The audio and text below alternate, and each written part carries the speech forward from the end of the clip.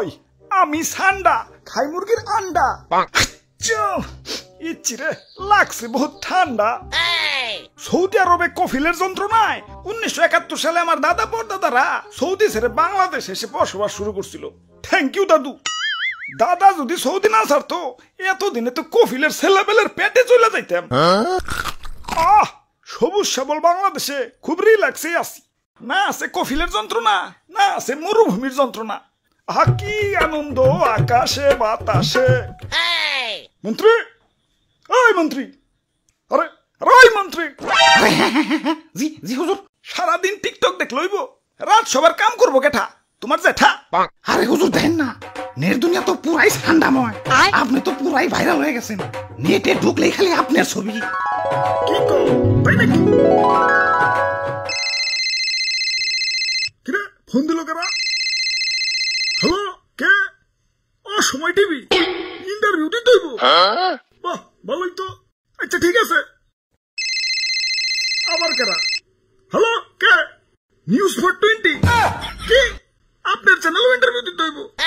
আচ্ছা আচ্ছা ঠিক আছে। হ্যালো, না না না ইন্টারভিউ দিতে পারব না, ব্যস্ত আছি। ফোনের উপরে ফোন আইতাছে। ধুর, ভাইরাল হয়ে যন্ত্রণায় আছি। ফোনের পর ফোন। এই বাঙালি নিউজ রিপোর্টার কি খাইয়াতে কোনো কাম নাই। কেউ ভাইরাল হইলি হয়, ওরে নিয়ে নিউজ বানাইতে বানাইতে জগা খিচুড়ি বানাই দেয়। মানুষে পাত দিয়েও সারা পারে না, ওইটাও নিউজ হয়ে যায়। সবাই খালি নিউজ রিপোর্টার না, ইউটিউবাররাও। তাই ভাইরাল হয়ে ভালোই লাগতাছে। নিজের পুরো মেগাস্টার ফিল হইতাছে। সাকিব খান রে ফোন দিয়ে ক বরবাদ 2 তে যেন আমারে রাখে। আরে হুজুর, খবর কিছু রাখেন। বরবাদ 2 তে আপনারা রাখবো, নিশ্চয় রাখবো। তো এই অ্যাক্টর হিসেবে না, খাবার টেবিলের খাবার হিসেবে।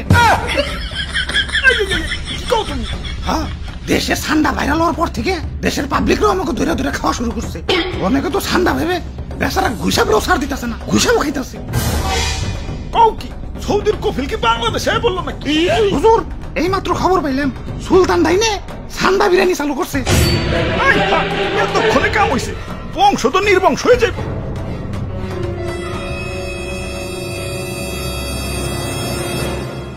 না অনেক হয়েছে, আর না, এর একটা ভিত করুনি লাগবো। মন্ত্রী, আমার সৈন্যদের প্রস্তুত করো। যা যা আছে সব কিছু নিয়ে এয়ারপোর্টে হাজির হও। দেশ ছেড়ে পলাই তুইব। গুইসাব, তোমরাও চলো। যে দেশে ইন্টারনেট নাই ওই দেশে যাবো।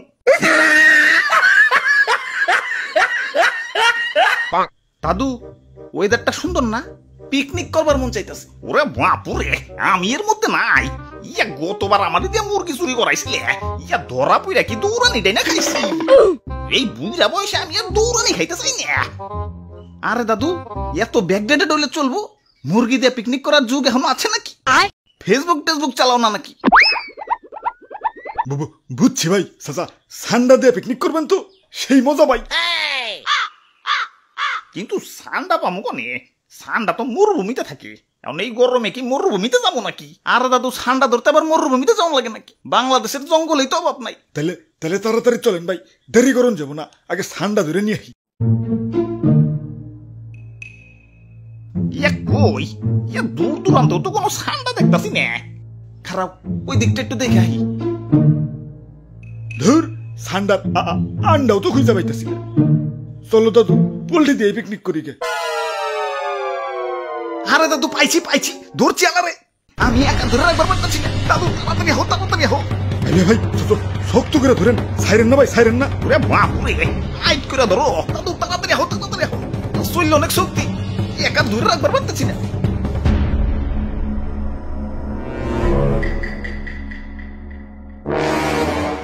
ওরে বাপুরে, ইয়া কেমন জানি দেখা যায়। ইয়া কুমির মনে হইতাছে না? আরে দাদু, কি যে কও, কুমিরে তো ছোট নাকি? হ্যাঁ ঠিকই তো। ওরে বাপুরে, ইয়া কুমির তো ছোট না, কিন্তু কুমিরের বাচ্চা কইলাম ছোটই। কাম হইছে, কুমিরের বাচ্চা যখন আছে, আশেপাশে কুমিরের গার্জেনও আছে। বাবু, গার্জেনটা কিছু করো না, ললিপপ কিনে দিন। আমি যাই, গার্জেন হার আগে এইটা বলি। ভাই গার্জেন হয়ে পড়ছে।